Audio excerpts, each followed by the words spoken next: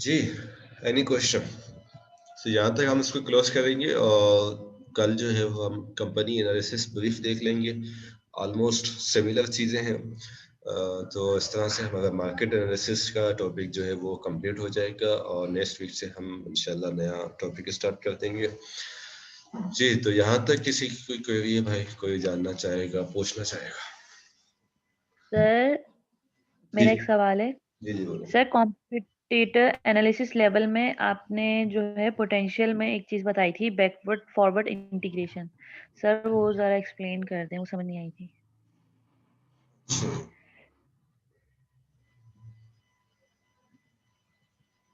देखें, backward integration और forward integration दोनों सप्लाई चेन से रिलेटेड है। सप्लाई चेन में एक हमारे पास आ जाती है कि रॉ मटेरियल परचेज करने की, उनको स्टॉक करने की और उनको स्टोर करने की क्या स्ट्रेटजीज है हमारे पास, ठीक है। और दूसरी चीज प्रोडक्ट की डिस्ट्रीब्यूशन के हवाले से, एक कंपटीटर प्रोडक्ट को डिस्ट्रीब्यूट करने की कितने चैनल्स उसने बना रखे हैं, उसकी स्ट्रेटजीज क्या है। जैसे कि एक फार्मर हो, अगर आपके पास एक फार्मर किसान जब अपनी प्रोडक्ट को ऑब्टेन करता है अपनी ज़मीनों से, तो उसके बाद डिस्ट्रीब्यूशन की एक स्ट्रेटजी ये होती है कि वो अपनी सारी प्रोडक्ट उठा के और सब्जी मंडी में सेल कर दें। जो एक शहर की एक सब्जी मंडी होती है उसमें सेल कर दें, ठीक है ना।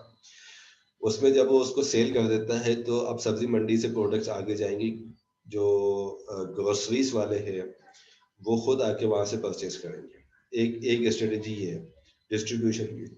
दूसरी स्ट्रेटजी ये है कि उस फार्मर ने सब्जी मंडी में जाने के बजाय individual one by one groceries पे जाके और अपनी जो प्रोडक्ट थी उसकी उसको सप्लाई किया। ये स्ट्रेटजीज है। इसी तरह से एक फार्मा इंडस्ट्री के पॉइंट ऑफ व्यू से backward and forward integration will mean supply chain related, ठीक है। उसमें से एक टर्म जो है वो रॉ मटेरियल को इंडिकेट करती है और दूसरी डिस्ट्रीब्यूशन जो करती है। अभी मैं आपको कंफर्म करता हूँ।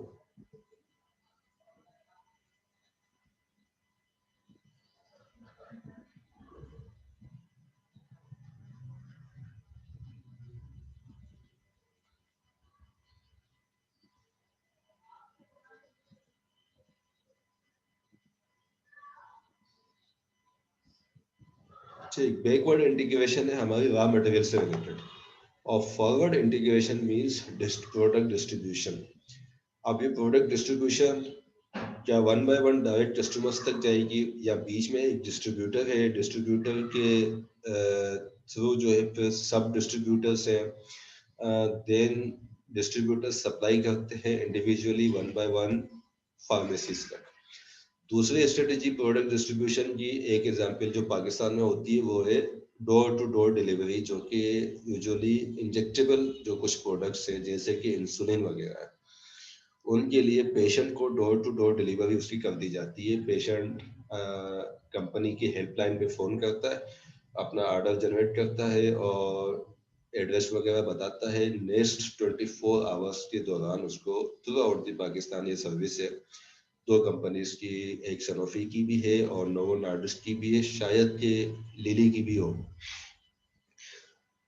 ठीक है जी। तो कस्टमर फोन करता है कंपनी की हेल्पलाइन पे, उनको बताता है कि जी मुझे 2 इंजेक्शन चाहिए इंसुलिन के या इस प्रोडक्ट के, वो नेक्स्ट 24 आवर्स में उसके घर तक वो प्रोडक्ट डिलीवर कर दी जाती है। तो प्रोडक्ट को डिस्ट्रीब्यूट करने की स्ट्रेटेजी, उनका स्टॉक रखने की स्ट्रेटेजी, ये सारी बैकवर्ड और फॉरवर्ड इंटीग्रेशन कहलाती है।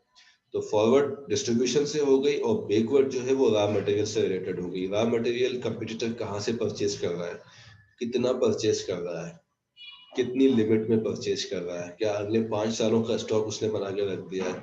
अब लेट से कि रॉ मटेरियल, उमूमन रॉ मटेरियल की कॉस्ट वो चीज़ है कि पाकिस्तान में जब डॉलर का रेट फ्लक्चुएट करता है, डॉलर का रेट जब अप डाउन होता है तो मार्केट में प्रोडक्ट्स की प्राइस इंक्रीज हो जाती है मेडिसिन की। किस वजह से कि एक रॉ मटेरियल आप लेट से कि $100 का खरीदते हैं ऑस्ट्रेलिया से, $100 का खरीदते हैं और $1 था 100 रुपीज का, उस रॉ मटेरियल से जो आप प्रोडक्ट बनाते थे, वो टेबलेट आप सेल करते थे 40 रुपए की एक, 40 रुपीज की एक टेबलेट। अभी भी अब 1 साल के बाद जब डॉलर पहुंच गया 160 रुपीज का, रॉ मटेरियल की कॉस्ट तो अभी भी $100 ही है, लेकिन डॉलर चला गया 160 रुपीज का। तो पहले अगर आप $100 के अगेंस्ट आप 10,000 पे कर रहे थे, तो अब आप 16,000 आपने पे करने रॉ मटेरियल के लिए। ये कॉस्ट आपकी इंक्रीज हो गई। प्रोडक्ट आप 40 रुपीज की ही अब आपने सेल करनी है मार्केट में, जब तक कि गवर्नमेंट आपको प्राइस इंक्रीज ना अलाउ कर दे। ठीक जी।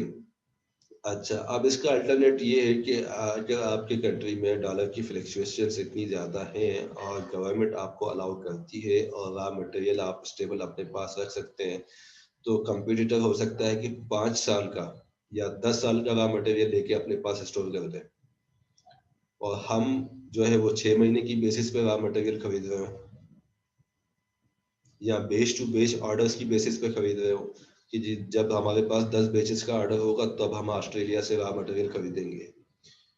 अब क्या हुआ कि जैसे ही डॉलर 160 से उठ के 200 पे चला गया, तो हमारी तो कश्ती डूब जाएगी ना भाई। कंपटीटर तो जीत जाएगा, कंपटीटर बोलेगा मैं तो मजीद 5 रुपए कम करके बेचूंगा। क्या कहते हैं आप? Yes sir. जी, तो ये हो इंटीग्रेशन के, उसमें हमारी क्या पॉलिसीज, क्या स्ट्रेटेजीज, क्या प्रैक्टिसेस है। जी सर, समझ आ गया। Yes yes. Thank you sir. Okay ji, any other question?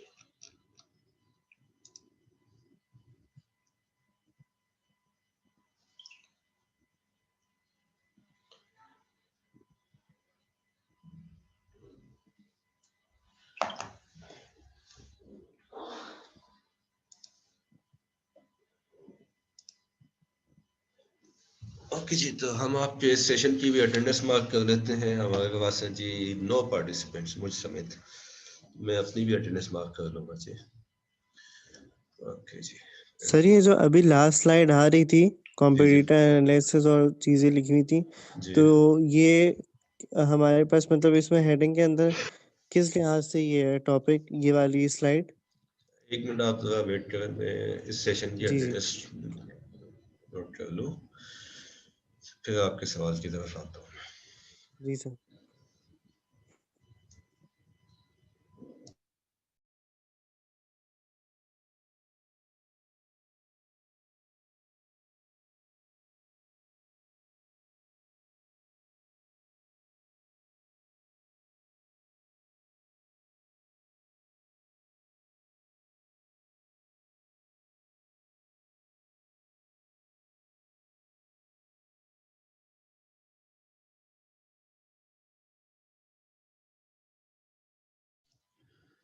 जी मोहिब, आप बताइए। जी सर, मैं ये बोल रहा था अभी जो बिल्कुल लास्ट स्लाइड खुली हुई थी, इसमें कॉम्पिटिटर एनालिसिस और जो वो ये सर्टिफाइंग KSF, ये इसका क्या है कि फैक्टर का आपने क्या बताया सर? की सक्सेस फैक्टर्स, जो कि हमने देखा था कि कंपटीटर एनालिसिस के क्या स्टेप्स हैं, तो स्टेप बाय स्टेप हम चलते हुए आए थे। देखिए, यहाँ से हमने जो स्टार्ट किया था, ये स्टेप्स इन कंपटीटर एनालिसिस, तो जी जी, ये तो देख आइडेंटिफिकेशन। रहे हैं जी, आप क्या जानना चाह रहे हैं, मैं बस दोबारा सवाल बताएं। सर। मतलब ये आपने जो लिखा हुआ है डिफाइन KSF और ये पॉइंट्स हैं, तो ये मतलब हमारा कॉम्पिटिटर से चैलेंज के लिहाज से? नहीं, कंपटीटर का जब हम एनालिसिस करते हैं तो हम ये एनालिसिस भी करते हैं कि कंपटीटर के की सक्सेस फैक्टर्स क्या है। कंपटीटर की जो मार्केट में सक्सेस है, उस सक्सेस के पीछे की सही है सक्सेस सही है फैक्टर्स। सही है तो सर, की समझ आ गया, सक्सेस बस यही फैक्टर्स वो पूछ है। रहा था। हाँ, और की सही है। सक्सेस फैक्टर्स वो है जो कि क्रूशल है। क्रूशल से भी मीन कि अगर कंपटीटर के पास से वो फैक्टर हट जाए तो उसकी सक्सेस जो है वो जी जी, अनसक्सेस हो जाएगी, वो क्रूशल। सही है सर। और उन फैक्टर्स में अगर हम सरपास कर लेते हैं कंपटीटर को, तो हमें हम्म, कंपटीटिव एडवांटेज मिल जाएगा उसमें।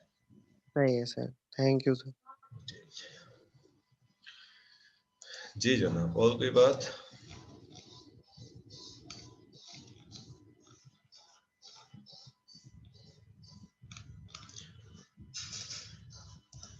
ओके जी, तो हम क्लोज करते हैं सेशन को और कल हम देखेंगे इंशाल्लाह कंपनी एनालिसिस।